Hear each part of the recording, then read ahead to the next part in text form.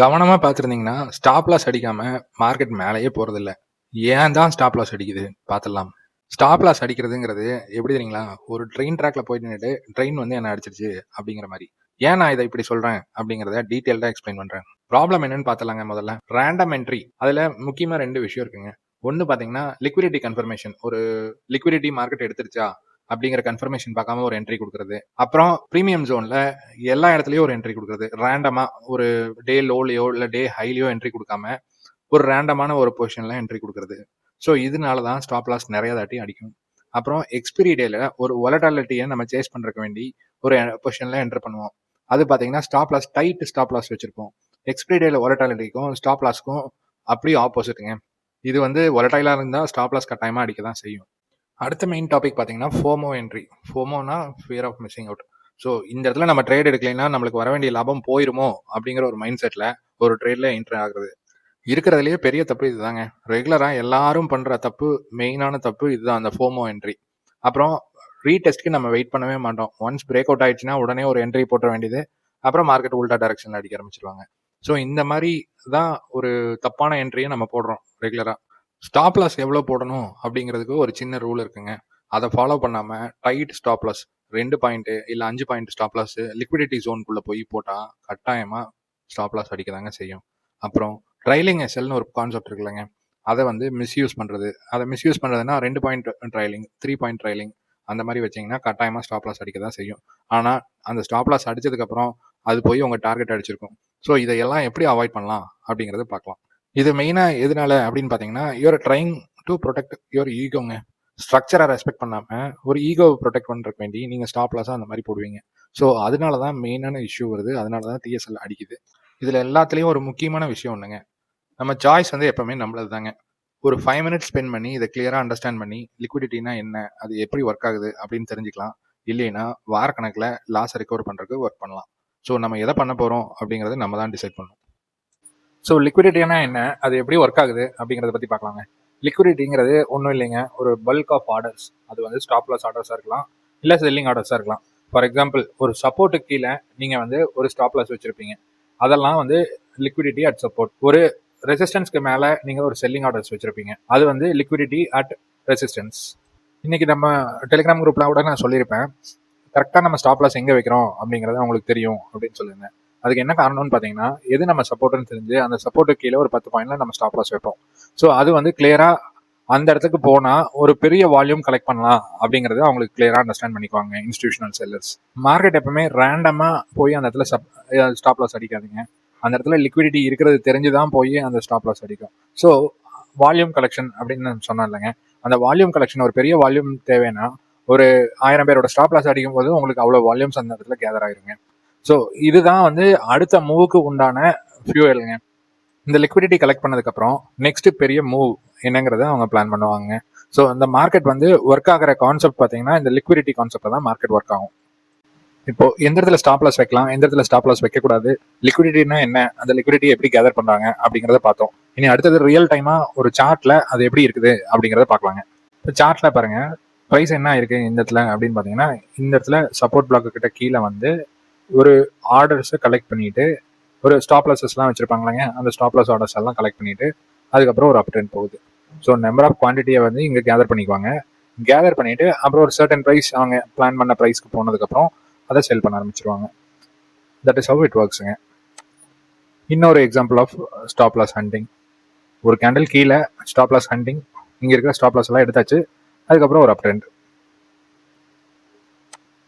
அதே ப்ரீமியம் சார்ட்ல பாருங்க, ஒரு ஹை மொமெண்டம் கொடுக்கறதுக்கு முன்னாடி ஒரு லாங் விக் இருக்கிற ஒரு கேண்டில் பிரிண்ட் ஆகுது. இந்த லாங் விக் எப்படி கிரியேட் ஆகும் அப்படின்னு பார்த்தீங்கன்னா, முதல்ல ஒரு ரெட் கேண்டில் மாதிரி கீழே வரைக்கும் வந்துட்டு அதுக்கப்புறம் இங்கே இருக்கிற ஆர்டர்ஸ் எடுத்துட்டு ஒரு கிரீன் கேண்டிலாக மேலே வந்துருக்குங்க. ப்ரைஸ் செல்லர்ஸ் வந்து இங்கே புஷ் பண்ணுற மாதிரி புஷ் பண்ணி இங்கே இருக்கிற ஆர்டர்ஸை கலெக்ட் பண்ணிட்டு அப்புறம் ஒரு அப் ட்ரெண்ட், ஒரு ஹை மொமெண்டம் கொடுத்துருவாங்க. நான் சொன்னேன் இல்லைங்க, ஒரு மொமெண்டம் கொடுக்குற மாதிரி கொடுக்கறதுக்கு முன்னாடி ஒரு ஸ்டாப் லாஸ் ஹண்டிங் கேண்டில் வந்து கட்டாயமாக இருக்கும். இந்த ஸ்டாப் லாஸ் ஹண்டிங் கேண்டிலை பார்த்துட்டு அதுக்கப்புறம் ஒரு பிரேக் அவுட் கொடுத்து ரீடெஸ்ட் பண்ணதுக்கப்புறம் இங்கே என்ட்ரி கொடுத்தா போதும். இந்த இடத்துல என்ட்ரி கொடுத்தீங்கன்னா உங்களுக்கு இந்த மொமெண்டம் கேப்சர் பண்ணிடலாம். இங்க பாருங்க, நான் மார்க் பண்ணியிருக்கேன் ஸ்டாப் லாஸ் ஹண்டிங் பிக், அதுக்கப்புறம் ஒரு பிரேக் அவுட், ரீடெஸ்ட், அதுக்கப்புறம் மொமெண்டம்ல அந்த டார்கெட்டை அச்சீவ் பண்ணுவாங்க. இப்போ ஒரு கேள்வி வரலாம் உங்களுக்கு. ஸோ நான் அப்போ ஸ்டாப் லாஸை எப்படி தாங்க வைக்கிறது அப்படின்னு கேட்டிங்கன்னா, ஸ்டாப் லாஸ் ஹண்டிங் கேண்டில் முடிஞ்சது, பிரேக் அவுட் கொடுத்துருக்காங்க, அப்புறம் ரீடெஸ்ட் பண்ணுறாங்க. ரீடெஸ்ட் பண்ணிட்டு இந்த கேண்டில் மேலே வந்து பாடி க்ளோஸ் வச்சதுக்கப்புறம் இந்த கேண்டிலோட லோ வந்து ஸ்டாப் லாஸ் ஆகும். டார்கெட் வந்து ப்ரீவியஸ் ஸ்விங் ஹை அது வரைக்கும் நீங்கள் வைக்க முடியுங்க. இல்லைன்னா ப்ரீமியமில் நம்ம என்ன லெவல்ஸ் கொடுத்துருக்கோமோ அந்த லெவல்ஸ்க்கு உண்டான டார்கெட்டை நீங்கள் டேரெக்டாக அந்த இடத்துல வைக்க முடியும். So stop loss hunting candle முடிஞ்சு ஒரு பிரேக் அவுட் வந்து ரீடெஸ்ட் பண்ணதுக்கு அப்புறம் தான் நம்ம என்ட்ரி இருக்கணும். ரீடெஸ்ட் பண்ணதுக்கப்புறம் ஒரு க்ரீன் கேண்டில் பாடி க்ளோஸ் வச்சிடணும். இது வந்து 5 மினிட்ஸ்ல நான் சொல்றது. 5 மினிட்ஸ்ல பாடி க்ளோஸ் வச்சதுக்கப்புறம் ஒரு என்ட்ரி கொடுத்து அந்த கேண்டிலோட பாட்டமுக்கு ஒரு ஸ்டாப் லாஸ் வச்சிங்கன்னா போதும். அது வந்து உங்களுக்கு ப்ராப்பராக டார்கெட் அச்சீவ் பண்ணுறதுக்கு ஈஸியாக இருக்குங்க.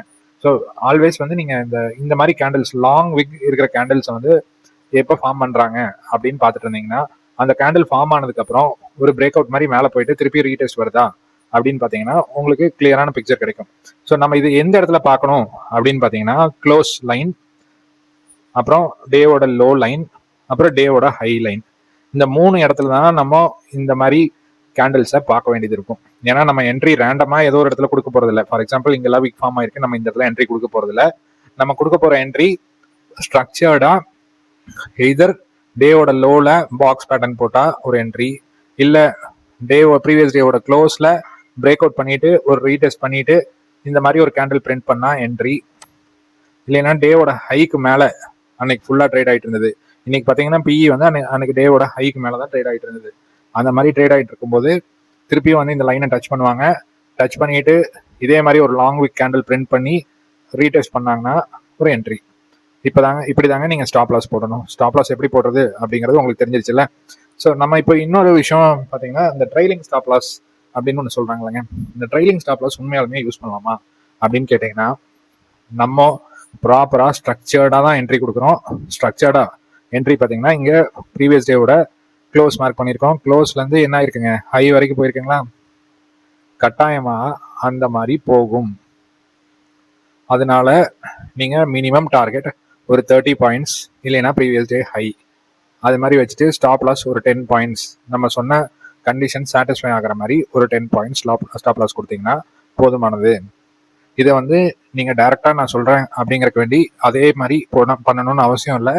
இந்த மாதிரி கேண்டில்ஸை பேக் டெஸ்ட் பண்ணி பாருங்கள், ப்ரீமியம் சார்ட்டை எடுத்து பாருங்கள். இந்த வாரம் ஃபுல்லாக இந்த மாதிரி ப்ரீவியஸ் டே க்ளோஸ்க்கு அப்புறம் கேண்டில் பிரிண்ட் பண்ணியிருந்தாங்களா, அது கீழே 10 பாயிண்ட் ஸ்டாப் லாஸ் வச்சுருந்தா அந்த டார்கெட் போயிருக்குமா அப்படிங்கிறத ஒர்க் பண்ணி பாருங்கள். உங்களுக்கு கிளியரான பிக்சர் என்ன, நான் என்ன சொல்ல வரேன் அப்படிங்கிறது தெரியுங்க.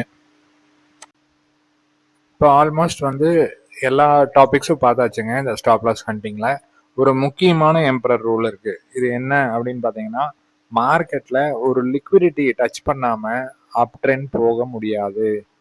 அது ப்ரீமியம்லையா இருந்தாலும் சரி, ஒரு ஸ்பாட்டில் இல்லை இண்டெக்ஸ்லையா இருந்தாலும் சரி, அந்த வால்யூமை கேதர் பண்ணாதான் நெக்ஸ்ட் மூவுக்கு ரெடி ஆகும். அப்போ நம்ம என்ட்ரி எப்போ இருக்கணும் அப்படின்னு பார்த்தீங்கன்னா, ஒரு லிக்விடிட்டி கேதரிங் கேண்டில் பார்க்குறோம், அது வந்து ஒரு சப்போர்ட்லேயோ இல்லை ரெசிஸ்டன்ஸ்லேயோ இருக்கும்.